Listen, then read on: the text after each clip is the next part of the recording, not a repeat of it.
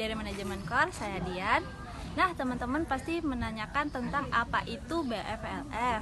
Nah, BFLF itu adalah singkatan dari Blood for Life Foundation. Nah, BFLF ini merupakan salah satu organisasi yang bergerak secara sukarela dalam bidang sosial dan kesehatan. BFLF ini didirikan pada tanggal 26 Desember 2010 dan diketuai oleh Pak Michael Octaviano.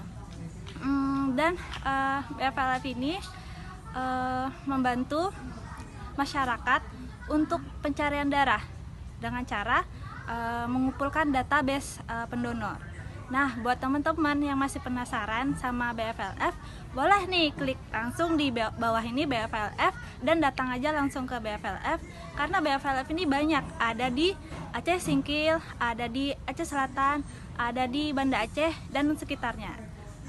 Itu aja dari saya infonya. Assalamualaikum warahmatullahi wabarakatuh. Salam doa.